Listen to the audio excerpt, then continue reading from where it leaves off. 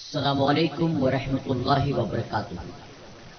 میرے پیارے آقا علیہ الصلوۃ والتسلیم کے پیارے دیوانوں، خاتون جنت حضرت فاطمۃ الزہرا رضی اللہ تعالیٰ عنہا کی کنیزوں، مکاشفۃ القلوب کے ایپیسوڈ نمبر 69 میں آپ تمام کا استقبال ہے۔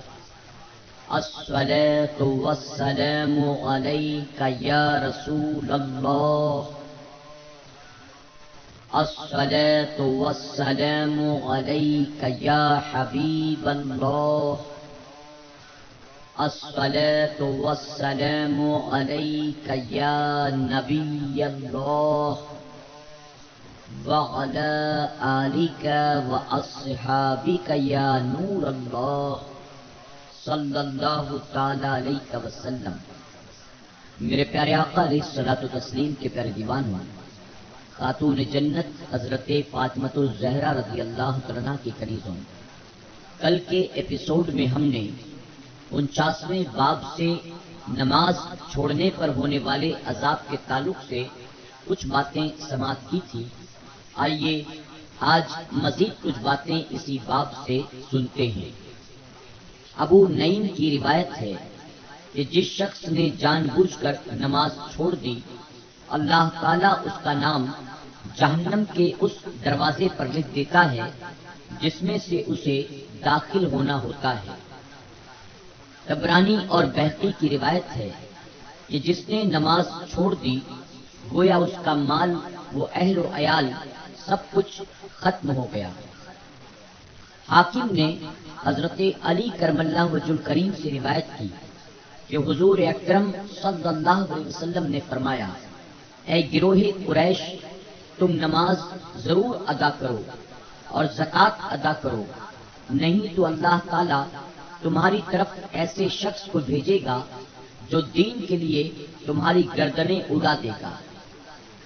بزاز کی روایت ہے کہ جو شخص نماز ادا نہیں کرتا اس کا دین میں کوئی حصہ نہیں، اور جس کا وضو صحیح نہیں اس کی نماز صحیح نہیں۔ مسند احمد کی ایک مرسل روایت ہے کہ اللہ تعالیٰ نے اسلام میں 4 چیزیں فرض کی ہیں، جو شخص ان میں سے 3 کو پورا کرتا ہے مگر ایک کو چھوڑ دیتا ہے، اسے عذاب سے کوئی چیز نہیں بچائے گی یہاں تک کہ وہ چاروں پر عمل کرے: نماز، زکوٰۃ، روزہ اور حج۔ اصبہانی کی روایت ہے کہ جس نے جان بوجھ کر نماز چھوڑ دی، اللہ تعالیٰ اس کے اعمال کو برباد کر دیتا ہے اور اسے اپنے ذمہ سے نکال دیتا ہے یہاں تک کہ وہ اللہ کی بارگاہ میں توبہ کرے۔ طبرانی کی روایت ہے کہ جس نے نماز چھوڑ دی اس نے کھلم کھلا کفر کیا۔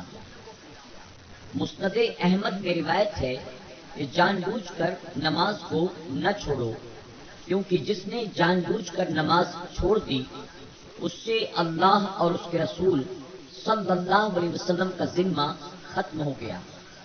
ابن ابی شیبہ اور تاریخ البخاری میں حضرت علی رضی اللہ عنہ پر موقوف روایت ہے، جس نے نماز نہ پڑھی وہ کافر ہے۔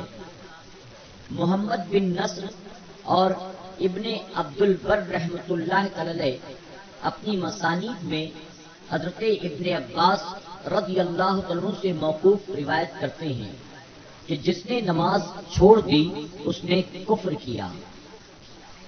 ابن نصر رحمۃ اللہ علیہ نے ابن مسعود رضی اللہ عنہ سے روایت کی کہ جس نے نماز چھوڑ دی اس کا دین نہیں ہے۔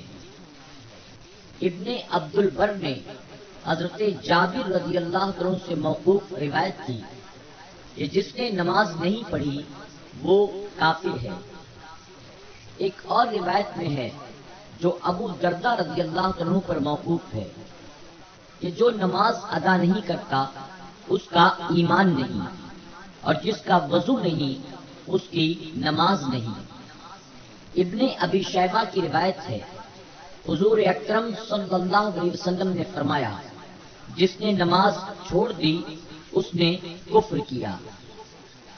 محمد بن نصر رضی اللہ تعالیٰ عنہ سے روایت ہے کہ میں نے اسحاق سے سنا، وہ کہتے تھے حضور اکرم صلی اللہ علیہ وسلم سے یہ حدیث صحیح ثابت ہے کہ آپ نے فرمایا نماز چھوڑنے والا کافر ہے۔ حضور اکرم صلی اللہ علیہ وسلم کے مقدس زمانہ سے لے کر آج تک تمام عالموں کی یہ رائے ہے کہ نماز چھوڑنے والا جو بغیر کسی شرعی عذر کے نماز نہیں پڑھتا یہاں تک کہ نماز کا وقت نکل جاتا ہے وہ کافر ہے۔ جناب ایوب رضی اللہ عنہ فرماتے ہیں کہ نماز کا چھوڑنا کفر ہے جس میں کسی کو اختلاف نہیں، فرمان الہی ہے۔ مفہوم، بس ان کے بعد برے لوگ جانشین ہوئے جنہوں نے نمازوں کو ضائع کیا اور خواہشات نفسانی کی پیروی کی، بس وہ جلد ہی غی میں جائیں گے، مگر جس نے توبہ کی وہ محفوظ رہا۔ حضرت ابن مسعود رضی اللہ عنہ فرماتے ہیں ضائع کرنے کا یہ معنی نہیں ہے کہ بالکل نماز پڑھتے ہی نہیں، بلکہ یہ ہے کہ اسے مؤخر یعنی تاخیر کر کے پڑھتے ہیں۔ ضیاء صلاۃ کا کیا معنی ہے؟ امام التابعین حضرت سعید بن مسیب رضی اللہ عنہ فرماتے ہیں کہ اس آیت میں ضیاء سے مراد یہ ہے کہ ظہر کی عصر کے وقت، عصر کی مغرب کے وقت، اور مغرب کی عشاء کے وقت، اور عشاء کی فجر کے وقت، اور فجر کی سورج کے نکلنے کے وقت کے قریب پڑھی جائے۔ جو شخص اس طریقے سے نماز پڑھتا ہو اسی حالت میں مر جائے، اس نے توبہ نہ کی ہو تو اللہ تعالیٰ نے اس کے لیے غی کا وعدہ فرمایا ہے جو جہنم کی ایک گہری اور عذاب سے بھرپور وادی ہے، فرمان الہی ہے۔ مفہوم، اے ایمان والوں، تمہیں تمہارے مال اور تمہاری اولاد اللہ تعالیٰ کے ذکر سے غافل نہ کرے، اور جس نے ایسا کیا بس وہ لوگ خسارہ پانے والے ہیں۔ مفسرین کی ایک جماعت کا قول ہے کہ یہاں ذکر سے مراد نمازیں ہیں، لہذا جو شخص نماز کے وقت اپنے مال کی وجہ سے جیسے اس کی خرید و فروخت وغیرہ میں مشغول ہو کر نماز سے غافل ہو گیا، یا اپنی اولاد میں مشغول ہو کر نماز بھول گیا، وہ نقصان پانے والوں میں سے ہے۔ اس لیے حضور اکرم صلی اللہ علیہ وسلم کا فرمان ہے کہ قیامت کے دن انسان کے سب اعمال سے پہلے نماز کا حساب ہوگا۔ اگر اس کی نمازیں مکمل ہوئیں تو وہ فلاح و کامرانی پائے گا، اور اگر اس کی نمازیں کم ہوں گی تو وہ خائب و خاسر یعنی گھاٹے میں ہوگا، اور فرمان الہی ہے۔ مفہوم، بس ویل ہے ان نمازیوں کے لیے جو اپنی نمازوں سے بے خبر ہیں۔ حضور اکرم صلی اللہ علیہ وسلم نے فرمایا یہ وہ لوگ ہیں جو نمازوں کو ان کے وقتوں سے دیر کر کے پڑھتے ہیں۔ مسند احمد کی بسند صحیح طبرانی اور صحیح ابن حبان کی روایت ہے کہ حضور اکرم صلی اللہ علیہ وسلم نے ایک دن نماز کا تذکرہ فرمایا اور فرمایا جس نے ان نمازوں کو پابندی سے ادا کیا وہ نماز اس کے لیے قیامت کے دن نور، حجت اور نجات ہوگی، اور جس شخص نے نمازوں کو ادا نہ کیا قیامت کے دن اس کے لیے نماز نور، حجت اور نجات نہ ہوگی، وہ قیامت کے دن قارون، فرعون، حامان اور ابی بن خلف کے ساتھ ہوگا۔ بعض عالموں کا کہنا ہے ان لوگوں کے ساتھ نماز چھوڑنے والا اس لیے اٹھایا جائے گا کہ اگر اس نے اپنے مال و اسباب میں مشغولیت کی وجہ سے نماز نہیں پڑھی تو وہ قارون کی طرح ہو گیا، اور اسی کے ساتھ اٹھایا جائے گا اگر ملک کی مشغولیت میں نماز نہیں پڑھی تو فرعون کی طرح ہے کہ اسی کے ساتھ اٹھایا جائے گا۔ اگر وزارت کی مشغولیت نماز سے مانے ہوئی تو وہ حامان ہی کی طرح ہے کہ اسی کے ساتھ اٹھایا جائے گا۔ اگر تجارت کی وجہ سے نماز نہیں پڑھی تو وہ ابی بن خلف تاجر مکہ کی طرح ہے اور اسی کے ساتھ اٹھایا جائے گا۔ بزاز نے حضرت سعد بن ابی وقاص رضی اللہ عنہ سے روایت کی کہ میں نے حضور اکرم صلی اللہ علیہ وسلم سے اس آیت کا معنی پوچھا، جو لوگ اپنی نمازوں سے بے خبر ہیں، تو آپ نے فرمایا یہ وہ لوگ ہیں جو نمازوں کو ان کے وقتوں سے مؤخر کر دیتے ہیں۔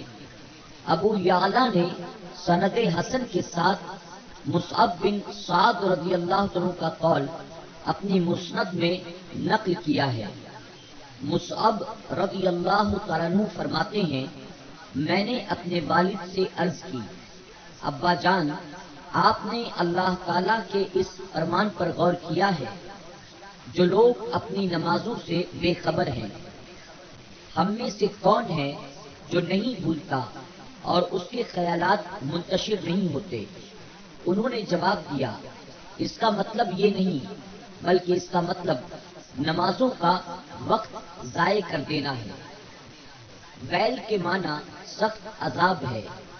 ایک قول یہ بھی ہے کہ ویل جہنم کی ایک وادی کا نام ہے، اگر اس میں دنیا کے پہاڑ ڈالے جائیں وہ بھی اس کی سخت گرمی کی وجہ سے پگھل جائیں، اور یہ وادی ان لوگوں کا مسکن ہے جو نمازوں میں سستی کرتے ہیں اور ان کو ان کے وقتوں سے مؤخر کر کے پڑھتے ہیں۔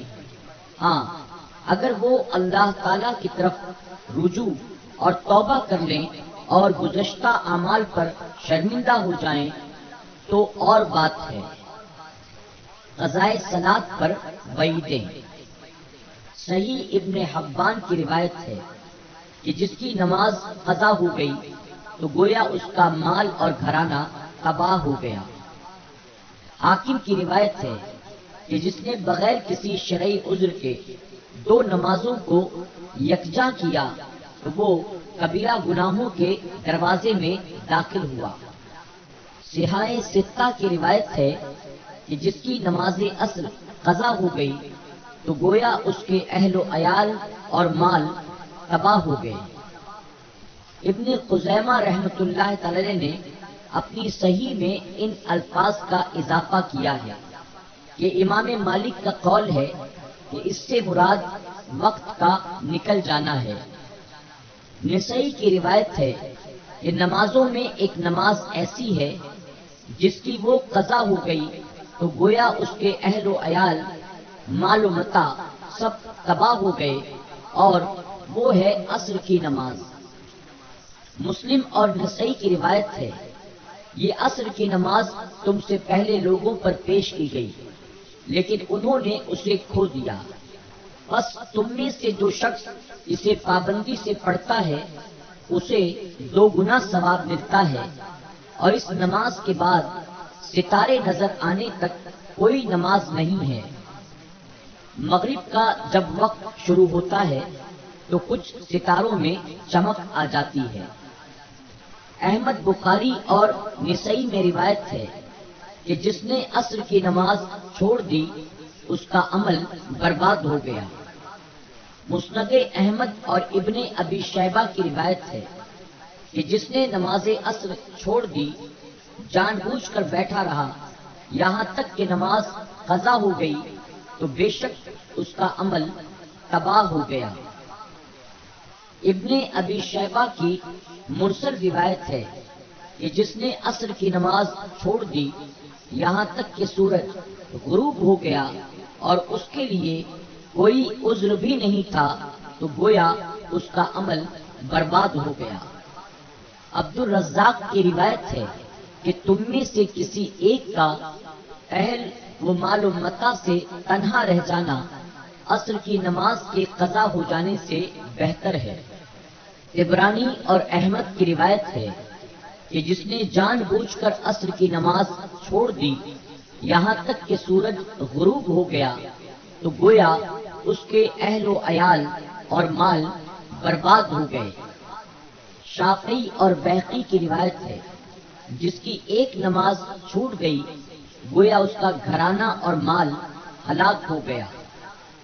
میرے پیارے آقا علیہ الصلوۃ والتسلیم کے پیارے دیوانوں، خاتون جنت حضرت فاطمۃ الزہرا رضی اللہ عنہا کی کنیزوں، آج کے درس میں بس اتنا ہی۔ انشاءاللہ کل کے ایپیسوڈ میں بھی ہم اسی باب سے مزید کچھ باتیں سماعت کریں گے۔ آپ تمام سے درخواست ہے کہ ان تمام باتوں کو اپنے دل کے نہا خانوں میں آپ جگہ دیں اور اپنی عملی زندگی میں اسے اتارنے کی کوشش کریں، اور نماز پنجگانہ کو ان کے وقتوں پر ادا کرنے کی ضرور کوشش کرتے رہیں۔ اللہ اپنے محبوب پاک کے صدقے ہم سب کو عمل کی توفیق عطا فرمائے۔ انشاءاللہ زندگی رہی تو کل پھر ہماری اور آپ کی ملاقات ہوگی۔ تب تک کے لیے اجازت، اپنا خیال رکھیں اور اپنی دعاؤں میں ہمیں ضرور یاد رکھیں۔ السلام علیکم ورحمۃ اللہ وبرکاتہ۔